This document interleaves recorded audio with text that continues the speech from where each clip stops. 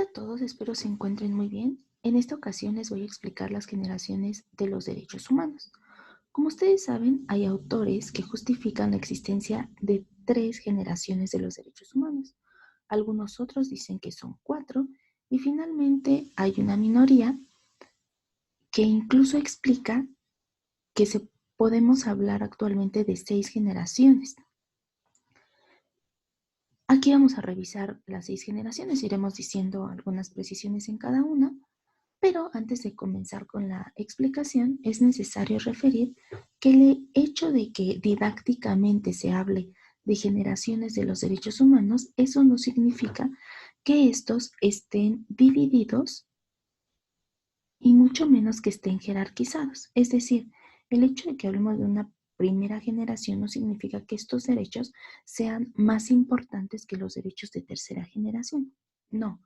¿Y esto por qué? Porque recuerden que una de las características de los derechos humanos es la interdependencia, lo cual implica que estos derechos humanos son igualmente importantes y no pueden existir ningún tipo de jerarquía entre ellos. Y de igual forma son integrales porque deben estar unidos para la correcta protección.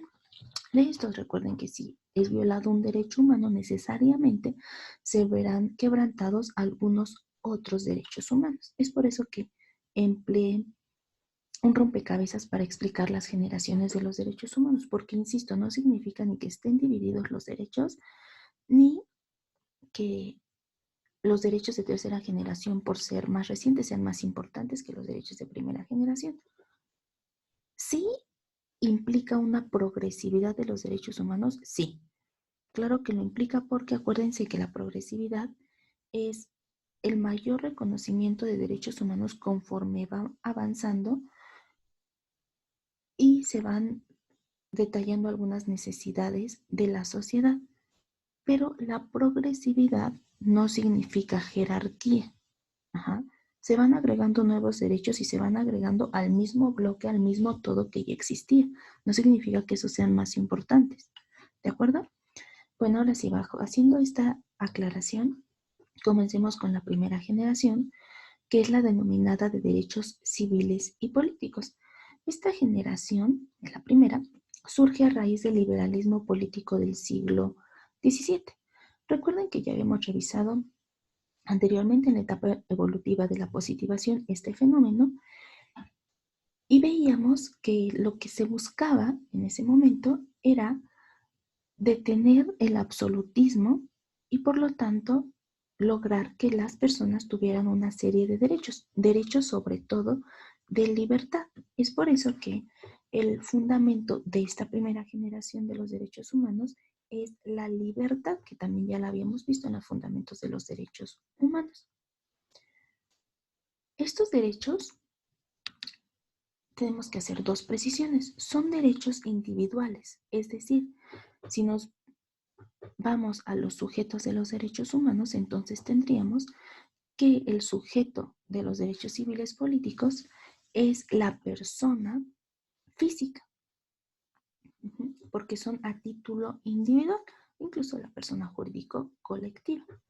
Y en esta generación, el Estado tiene una obligación de no hacer, es decir, lo único que tiene que hacer el Estado es respetar los derechos humanos. Por eso se dice que es una obligación de no hacer. Algunos ejemplos de los derechos que se incluyen en esta primera generación es la libertad de tránsito, el derecho a la vida, la seguridad política y la seguridad jurídica, la libertad de pensamiento, la libertad de expresión, la libertad de culto o libertad de religión, que también es conocida así, la igualdad ante la ley, y también tenemos aquí el derecho a una nacionalidad y el derecho a la personalidad jurídica. Como pueden observar, todos estos derechos son a título individual. Y bueno, ¿cómo podemos ver ese deber que tiene el Estado de no hacer frente a estos derechos? Bueno, es muy sencillo. Yo tengo el derecho a la vida y el Estado lo único que tiene que hacer es velar por él, protegerlo. respetarme ese derecho a la vida. No tiene que hacer nada más que respetarme. Y bueno, una vez que estos derechos civiles y políticos fueron reconocidos a través de esa positivación, que recordemos que es plasmar los derechos humanos en documentos jurídicos, se da un paso más. Y es así como se busca la protección de los derechos económicos, sociales y culturales, que va íntimamente relacionado con la generalización. Acuérdense que aquí, en esta parte, en la positivación, los derechos humanos estaban plasmados en el documento jurídico para todos, pero en la realidad se veía que solamente se les otorgaban al género masculino y a los burgueses. Entonces lo que se busca al dar ese salto y buscar los derechos económicos, sociales y culturales es generalizar los derechos y lograr una igualdad. Es decir, que la igualdad fuera realmente efectiva, que aquí los derechos también fueran reconocidos para el género femenino y para las clases desfavorecidas, no solamente para los ricos, sino también para los pobres. Y bueno, esta generación surge con los movimientos revolucionarios que ya veíamos en la generalización, que eran principalmente los movimientos obreros y la lucha de las mujeres por el acceso al sufragio. Bueno, aquí los principales ejemplos de los derechos económicos, sociales y culturales son el derecho a la propiedad, también el derecho a una vivienda, el derecho a la seguridad económica, el derecho a la educación, el derecho a una alimentación, también se puede encontrar como una alimentación adecuada, derecho a la salud, aquí es muy importante referir que es derecho a la salud mental y a la salud física, derecho al trabajo, derecho a participar en la vida cultural del país y derecho a gozar de los beneficios de la ciencia, entre otros. Aquí un punto muy importante en los derechos económicos, sociales y culturales es que el Estado tiene la obligación de hacer, es decir, aquí el Estado debe intervenir protegiendo y garantizando el bienestar económico y social. ¿Y cómo podemos ver esta obligación de hacer del Estado respecto a los derechos económicos y sociales y culturales? Bueno, pues en el derecho a la educación, el Estado tiene la obligación de tener las instituciones educativas necesarias y equipadas para que el derecho a la educación se pueda desarrollar adecuadamente. Lo mismo vemos con el derecho a la salud, debe de realizar ciertos programas preventivos a la salud, tener las instituciones de salud equipadas con médicos y todos la indumentaria necesaria para realmente velar por ese derecho a la salud. También lo podemos ver, un ejemplo más sería con el derecho a participar en la vida cultural del país, con los programas que lleva a cabo el gobierno, como lo son Noche de Museos. ¿Cómo nos puede proteger y garantizar ese derecho de participar en la vida cultural del país? Bueno, pues lleva a cabo este evento de Noche de Museos y entonces las personas van a eh, visitarlos y pues ahí están haciendo efectivo su derecho a participar en la vida cultural del país. Y bueno, una vez que estos derechos económicos, sociales y culturales están reconocidos, se da un paso más y se llega a los derechos de solidaridad de tercera generación o de los pueblos. Cualquiera de estos tres nombres estamos hablando de la misma generación. Como su nombre lo dice, el fundamento, el valor base de estos derechos es la solidaridad. Y bueno, va muy relacionada con la internacionalización porque recuerden que aquí lo que se busca es una cooperación entre países, entre estados a nivel internacional para velar por los derechos humanos. Esta tercera generación surge principalmente para proteger los intereses difusos. ¿Y qué son los intereses difusos? Bueno, pues estos son aquellos que no tienen depositarios concretos, es decir, ya no son a título individual, son intereses generales que benefician o afectan a una colectividad. Si regresamos otra vez a los sujetos de los derechos humanos, pues aquí estaríamos hablando que el sujeto de los derechos de solidaridad son los pueblos. Recuerden que ya habíamos visto que los pueblos, al ser sujetos de derechos humanos, no adquieren derechos a título individual, sino de forma colectiva.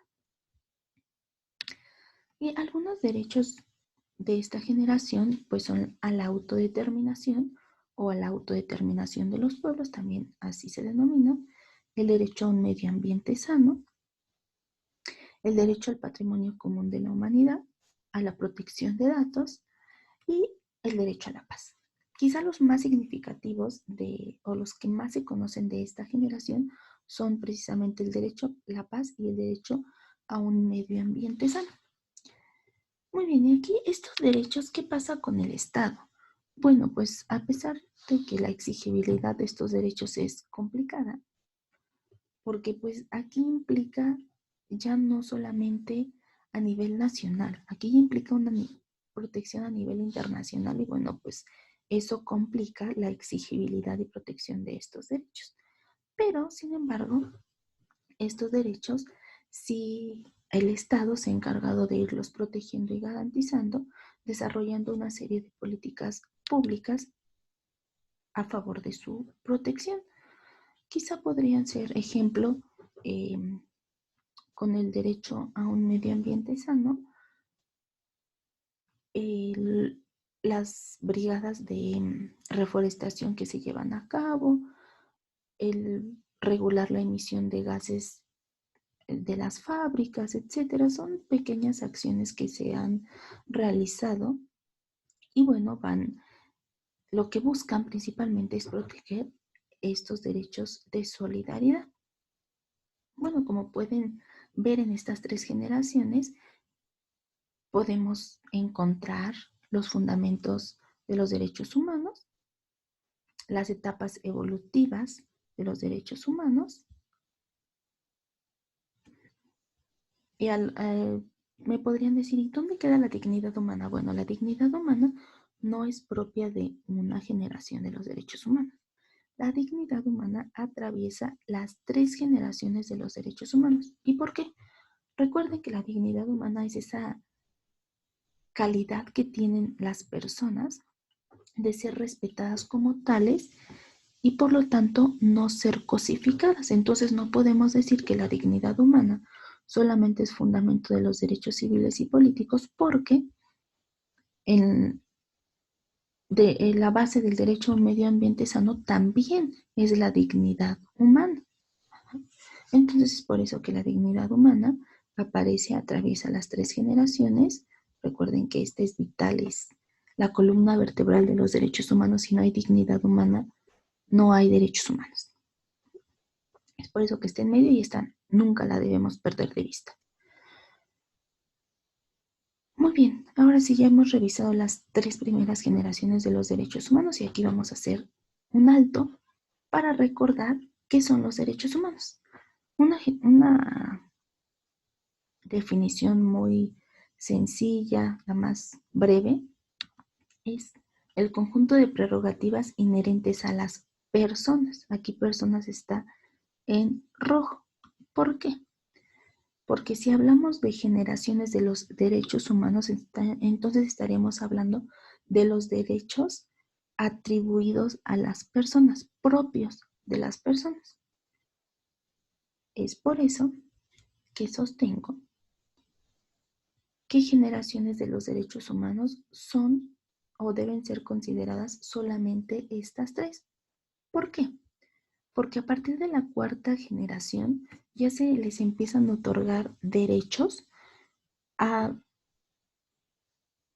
seres vivos, en este caso en la cuarta generación, y a seres no vivos en la quinta y la sexta generación. Es decir, aquí ya se empieza a modificar un poco el término derechos humanos y de repente se empiezan a otorgar derechos a máquinas, ¿no? En la quinta generación. Y bueno, lo vamos a revisar de una forma muy general para explicar por qué a partir de esta generación ya no deberían ser considerados derechos humanos. Bueno, si hablamos en la cuarta generación, todavía podríamos decir que una parte son derechos humanos. ¿Por qué?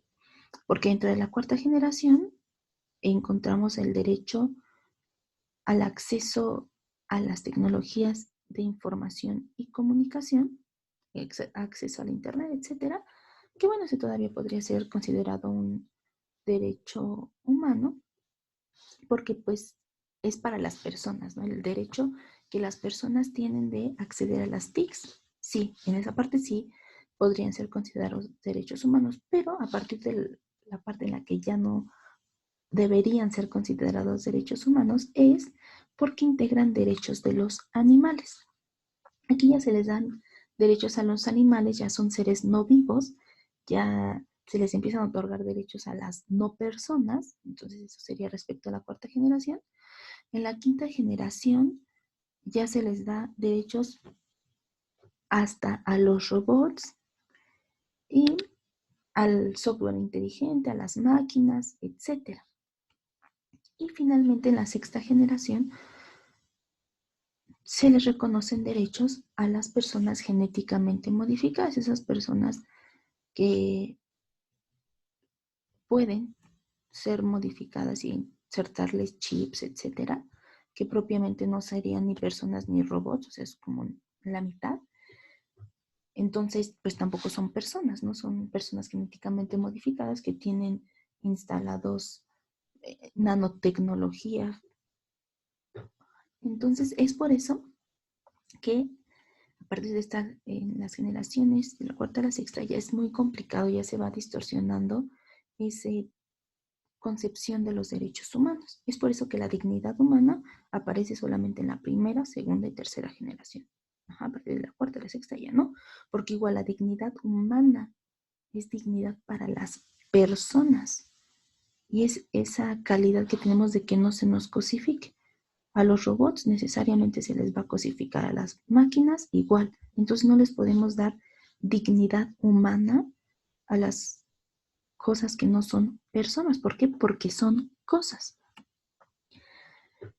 Y bueno, si hablamos en un plano internacional, pues el reconocimiento de los derechos quizá estaría por aquí en la cuarta generación, no completamente, porque pues no en todos los países las personas tienen acceso a las tecnologías de información y a la comunicación, y tampoco en todos los países se les reconoce o se les protege a los animales. La quinta y la sexta generación son suposiciones, ideales, es utopía porque se cree que en algún momento con los avances tecnológicos científicos se pueda llegar hasta esta sexta generación, pero eso no significa que actualmente se les reconozca derechos a los robots o a las máquinas o al software inteligente. Insisto, es utopía, específicamente en la quinta y la sexta generación. En la cuarta, bueno, sí, ya podemos ver incluso que hay legislación que protege a las especies en peligro de extinción, organizaciones no gubernamentales que su objetivo principal es proteger a los animales. Entonces, bueno, quizá podríamos hablar que aquí ya estaríamos incursionando en la cuarta generación a nivel internacional, pero insisto que generaciones de los derechos humanos son solamente las primeras tres. Bueno, con esto estaría terminando la explicación respecto a las generaciones de los derechos humanos. Solamente recuerden que el hablar de generaciones es solamente una clasificación. Eso no significa que haya una jerarquía o una división entre los derechos. Eso sería todo de mi parte por esta ocasión.